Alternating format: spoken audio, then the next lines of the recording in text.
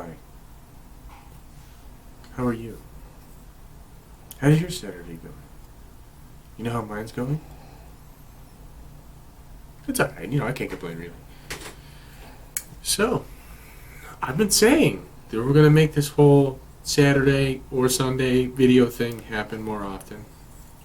And the Apprentice is nowhere to be found to help that whatsoever.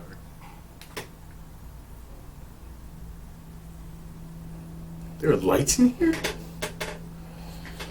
Anyway, so my dear sweet wife is actually filming right now with a little mini tripod. It's silly. So, stuff and things have been happening here at the Forge. We've been cranking out knives like crazy.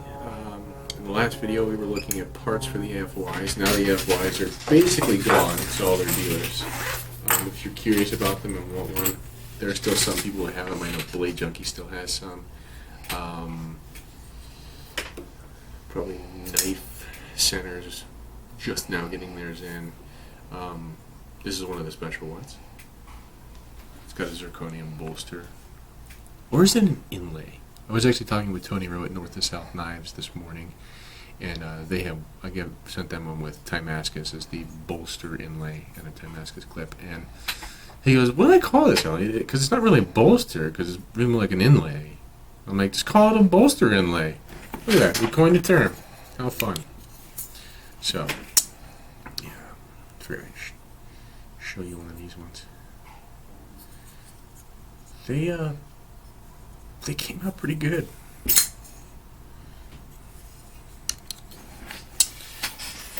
Pretty smooth. Yeah, I'll show you that. I'll show you the prototype of the Leon Mont collab. The actual Leon Mont collabs are not going to look like this at all. They're going to be completely carbon fiber with a titanium lock bar that's milled in. This pocket clip will definitely be the same. I don't know if we're going to do colors or some kind of finish on it besides satin. The pivots will be the same, unfortunately. I don't like them. These are a lot of work to work with because they're enormous as they come from Leon's supplier of them. So we're probably going to have to machine them. I think like a Captain America shield kind of machine. I don't know. We'll see how it goes. And then the blades are going to have completely different grinds and stuff. They're not going to have a finger opening place, thumb hole thing that on this knife doesn't work at all. It was never designable, and I just put one on there when I was making it just to do something interesting. But this was basically a mechanical prototype to test all the mechanics on this knife because it uses some stuff that I usually don't do. So instead of a stop pin that screws in, I need a knife.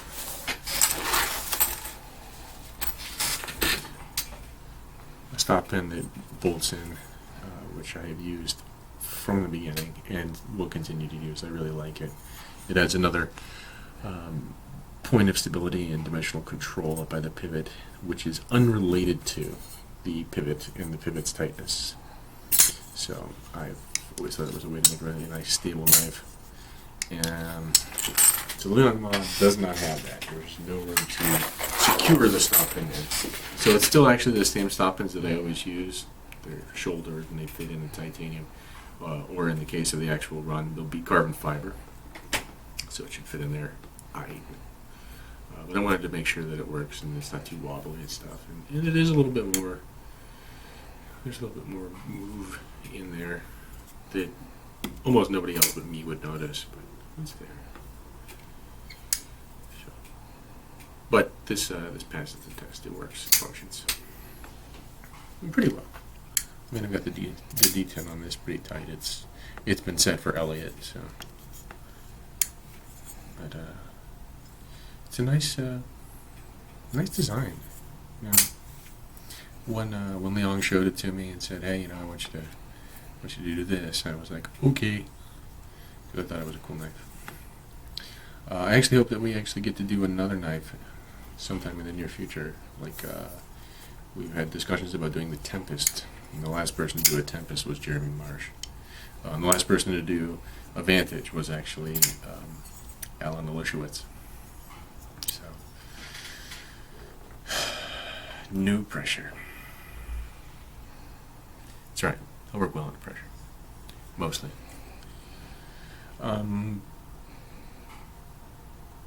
Hopefully we'll get started on these things at the end of the month.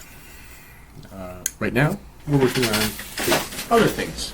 We're going to go check it out. Come on.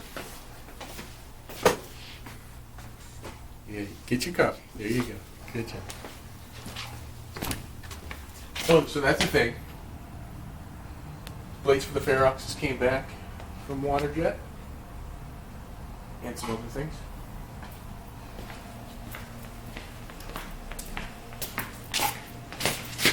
In this oven right here, there's some the 4B test blade, 4B, the big brother of 3B. Slightly less impact resistance, more wear resistance, and it is pretty wear resistant. Let me tell you, it was not fun to dimension that. But one of the things we're going to do in sort of this interim weird time before we have all the parts for the Gapcos back and have to get rocking and rolling on those, is I came up with a little designer-ooski. If you follow me on Instagram, which you should, you saw the original prototype of this right here. There. So the original prototype, I actually sold it already, but I have parts for these, so I figured I'd make myself another one. And I played with it a little bit, and we'll see how that turns out. This actually blade just came out of heat treat, and there are no bearings in this knife right now, nor did I adjust cam paths on it. But they're pretty big. It's a 4-inch blade. So we're going to make 10 of those, and they're going to have 4B blades, and the parts are actually in there. And we're going to do everything on them in-house so we can play with them a little bit, similar to kind of what we do with the Radions, which we will also make some more of in the next couple of weeks here. And yeah, they should be really fun for us. We're going to do different stuff on every one. There might be some similarities, but I wanted to play with sort of new techniques we try out and new skills that we acquire, and some of the stuff that we just happen on by accident, because that happens around here. You know, when we're trying to do one thing, you know, whether it's with carving or with milling or with anodizing, and then all of a sudden something else happens and you go, yeah, alright, yeah, that's kind of cool. But there's no button. I got a button. There's really nothing else to show you because we're kind of in this weird middle of doing different things. There are lots of knives assembled yet. I mean, we had almost all the AF1s done. That's about it. I have a crap load of dimensioning and flattening of blades to do. I have all the Gapco blades still here because our surface grinder guy screwed them up. So now I have to fix them all. That's 40 blades that I have to fix. Probably by Monday it would actually be good. Yeah, those. Good times, good times. I really appreciate that. And then I've got the 10. You know what? We're going to name it right now. It's called the NGFR. Some of you will get that, some of you won't. So there's the 4D version. And they were really thick. I forgot the dimension on the 4D that we got, and it's like almost 220 thou. So it's a lot of dimensions to move. So it's got to be some grinding. Yay! There are all the scales for it. The scales also have to get flattened down. And then also you get re-drilled, brained, counterbored, countersunk. Good times. But you know, that's like what we do in the morning. You know, like we wake up and we counterboard.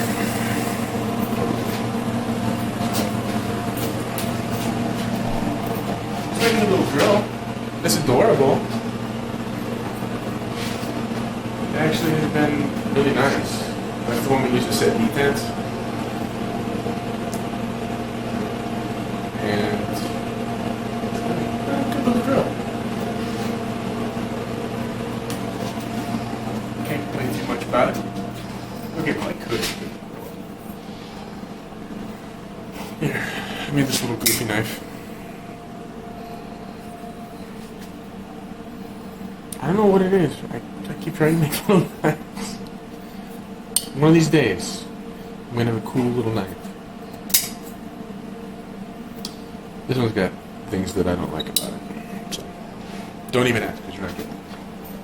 Even though I mean, I'm not joking. I have this weird obsession with little knives. Like, we originally called these mini Densums. We'll probably still continue calling them that. Little tiny little fella. Yeah. I don't know what it is. I've got a big knife. Its blade is the one that's heat treating right now. I've got a friend.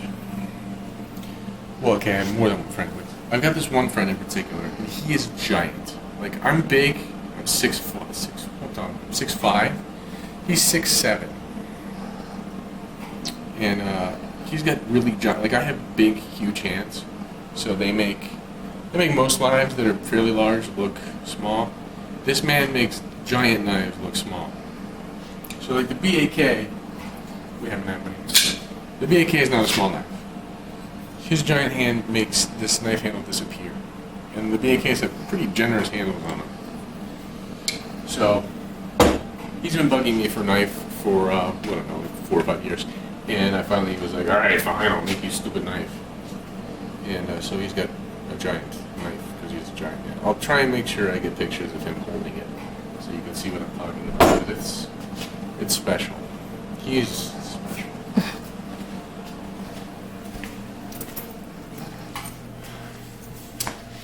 Yeah. That's about it. Whoa. Is that an extreme close-up? Wow. Hi, I'm glad we could get close like that. So, there's all kinds of interesting stuff happening, as usual. It's never a dull moment around here. We're always doing something new, which is the way I like it. And people have been talking, right? They've been noticing, like, damn, you guys are sure getting a lot of knives made? And I'm like, yeah. That's how we roll. Basically, by bringing my brother, the apprentice, Chris, in here full-time, we've done what I wanted to do, which was double our output capacity. Because I've been teaching Chris all of my tricks and stuff for over 2 years now.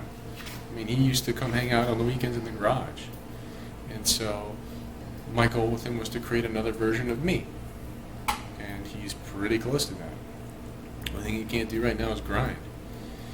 And so that enables me to pawn a bunch of stuff off on him, like, hey, countersink all of these. Hey, counterboard this.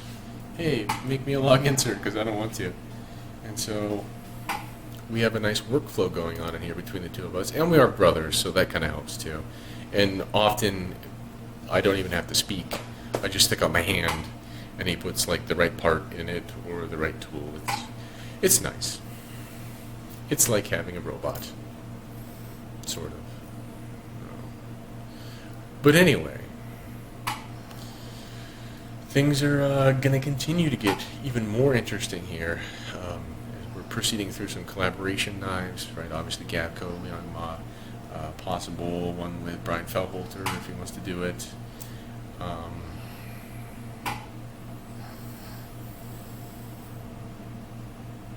The Ferroxis. I always forget the Ferroxis. Those are going to be pretty cool knives at a pretty nice price point, which was the goal of that knife. So that's what we got going on.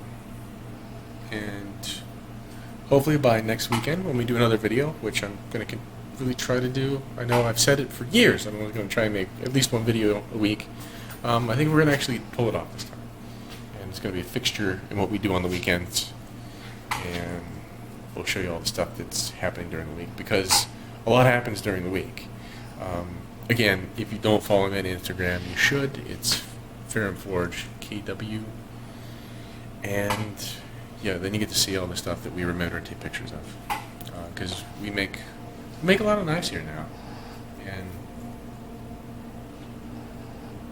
yeah, I like it. I like it a lot. So, I think that's about it. YouTube. Yeah. Yeah, no, I got nothing else. All right, YouTube. See you later.